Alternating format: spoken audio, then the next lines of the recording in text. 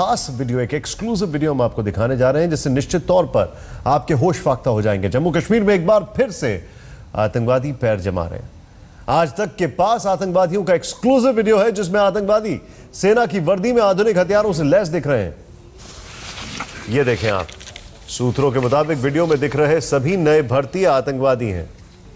इस वीडियो में हिजबुल कमांडर बुरहान मुजफ्फर भी है जिसकी तलाश 10 साल से हो रही है। कुछ वक्त पहले आतंकवादियों ने इसी तस्वीर को सोशल साइट पर डाल दिया था जिससे जम्मू कश्मीर पुलिस ने हटवाया था। पुलिस के मुताबिक पिछले 2 साल में घाटी में फिर से आतंकवाद पनपने लगा है। पिछले साल 100 युवा आतंकवाद की राह पर चल पड़े थे। इस साल 35 युवा आतंकवादी बन गए। खास बात यह है कि सारे पढ़े लिखे हैं और जिस तरीके से इनकी भर्ती हो रही है ये भारत के लिए चिंता का विषय है। आतंकवादियों ने हाल के दिनों में सुरक्षा बलों पर हमला बोला है और उनके हथियार तक छीन लिए।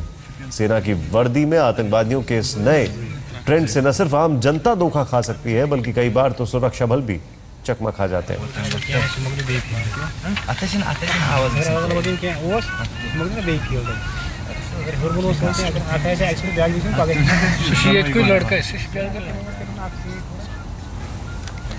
सीधे चलते पहले अशरफ के पास। अशरफ, ये जो वीडियो है पहले तो इसका सोर्स कुछ समझ में आया, कहां पे शूट हुआ है, कहां का वीडियो है? निशाद, दरअसल अगर सुरक्षा एजेंसियों की माने तो ये वीडियो जो है हाल फिलहाल में ही लिया गया है, कुछ दिन पहले का है, क्योंकि ये साउथ कश्मीर के में किसी बगीचे में लिया गया है, सेब के बगीचे में। क्योंकि इससे पहले भी इन्हीं आतंकियों ने खुद ही जो है सोशल साइट्स पे तस्वीरें डाली थी, कई सारी तस्वीरें डाली थी जो हमने आज तक पे दिखाई भी थी।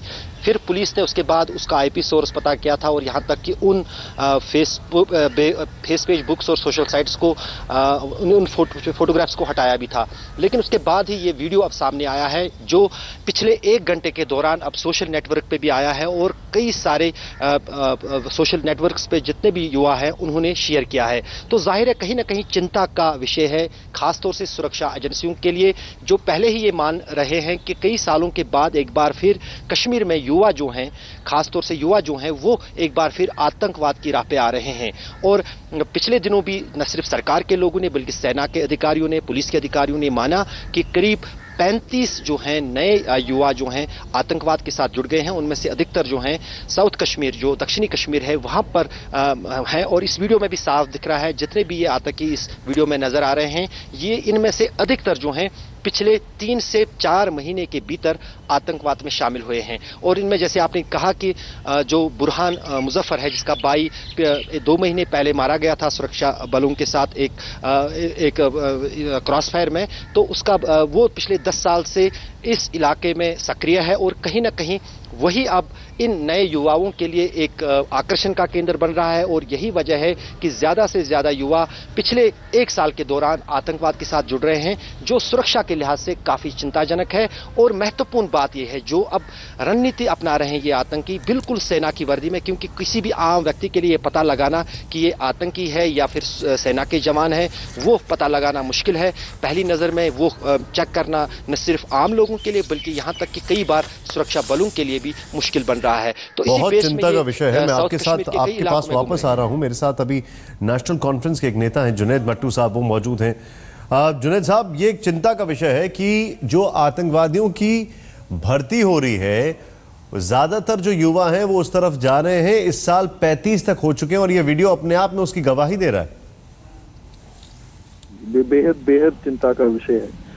जैसा कि आपको पता है 89 में एक ऐसा एक ट्रेंड चला था और जो सिक्योरिटी एजेंसीज का भी मानना है कि 89 के बाद ऐसा ट्रेंड इतनी वेलोसिटी में कभी शुरू नहीं हुआ है जो आजकल देखने में आ रहा है।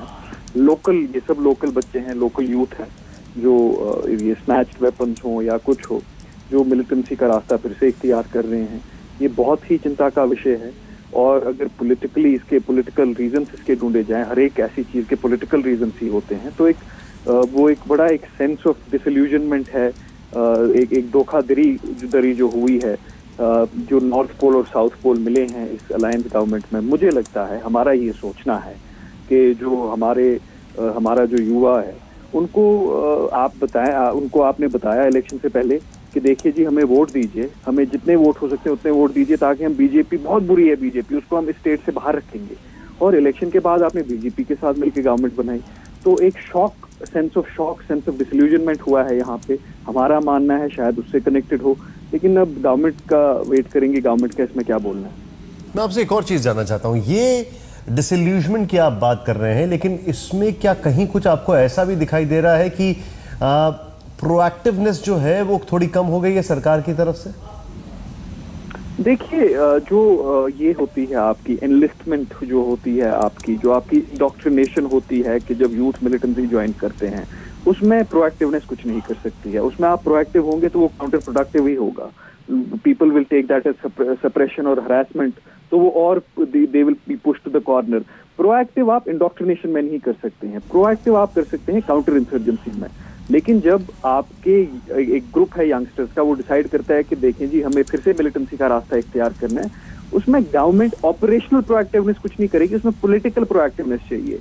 उसमें आपको देखना है कि सियासी इनको हम रास्ते दे पा रहे हैं, इनकी जो सेंटिमेंट्स है, अगर हम उनको सियासी एक वेंट दे पाते, अगर उनको सियासी रिप्रेजेंटेशन दे पाते, अगर हम इनको एक सेंस ऑफ जस्टिस दे पाते, एक सेंस ऑफ फेयरनेस दे पाते, तो ये इस रास्ते को इख्तियार नहीं करते। तो आपको सियासी इसमें एक रीजन देखना पड़ेगा, बहुत जरूरी है देखना कि देखें जी ये क्यों हो रहा है। जो आप मेरे साथ बने रहिए, आप जुनैद साहब आप मेरे साथ बने रहिए। मेरे साथ दूसरी लाइन पर अभी मौजूद हैं महबूब बेग साहब, जो कि पीडीपी के प्रवक्ता हैं। आप भी मेरे साथ बने रहिए जुनैद साहब।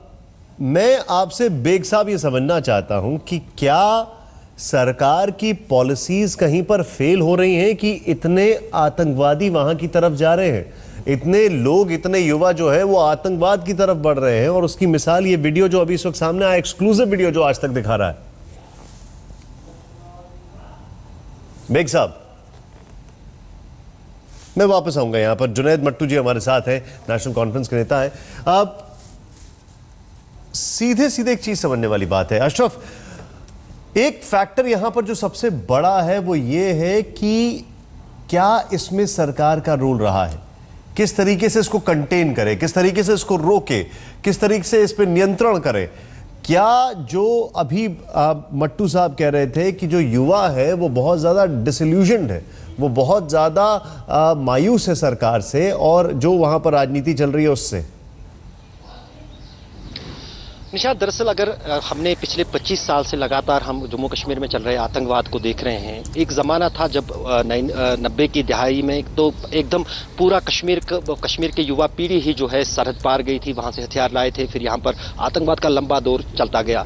लेकिन कुछ सालों तक फिर काफ़ी सुरक्षा बलों की तरफ से, सेना की तरफ से दबाव के बावजूद उस आतंकवाद को किसी हद तक अंकुश लगाया गया। यहाँ तक कि जो सीमा है, जो पाकिस्तान जहाँ सीमा पार से जो आतंकवाद था उस पर अंकुश लगाने के लिए एक ज़बरदस्त सुरक्षा व्यवस्था खड़ी कर दी गई, पूरे नियंत्रण रेखा पर बाड़ लगाई गई ताकि जो घुसपैठ है उसको रोका जा सके। तो बहुत हद तक जो देश की सुरक्षा और सेना है वो उसमें कामयाब रही घुसपैठ को रोकने में। यहाँ तक कि घुसपैठ अगर होती भी थी उसको कहीं ना कहीं सीमा पर ही न्यूट्रलाइज किया जाता था। लेकिन ये चिंता का विषय इसलिए बहुत ज़्यादा है क्योंकि अब ये जो स्थानीय लोग हैं या स्थानीय युवक हैं जो आतंकवाद में आ रहे हैं, वो सबसे बड़ा सरदर्द बन सकता है सुरक्षा एजेंसियों के लिए, सरकार के लिए। जहां तक सरकार की नीतियों की बात है, हमेशा जो भी सरकार जम्मू कश्मीर में आई उसने शॉर्टकट्स ढूंढे।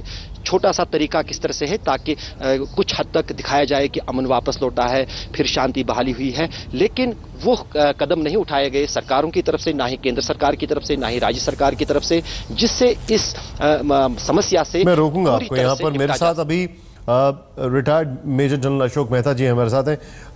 मेहता जी, मैं आपसे ये मैप के जरिए अपने दर्शकों को दिखा रहे हैं, देखिए जरा ध्यान से आप। बारामूला, शोपियां, पुलवामा, कुलगाम, अनंतनाग, दक्षिण कश्मीर की अगर बात की जाए तो नए आतंकवादियों का गढ़ बनता जा रहा है ये। अशोक मेहता जी हमारे साथ हैं। सर, ये जो वीडियोज आ रहे हैं अभी सामने, इसमें एक सबसे अलार्मिंग चीज ये है, एक कि जो यूथ है वो वापस आतंकवाद की तरफ बढ़ रहा है, उसके बड़े अलार्मिंग सिग्नल्स यहां पर हैं, स्टैटिस्टिक्स हैं। और दूसरा, अब सोशल मीडिया पे ये लोग वीडियो अपलोड कर रहे हैं, यानी कि एक तरीका है और लोगों को ये मोटिवेट करने का और लोगों को भ्रमित करने का कि इससे बड़ी किक मिलती है, ये एक ऐसी चीज हम कर रहे हैं। ये अवश्य एक सोशल मीडिया का इस्तेमाल प्रोएक्टिवली हो रहा है। और हमने पहले भी देखा है करीब 2-3 हफ्ते पहले कि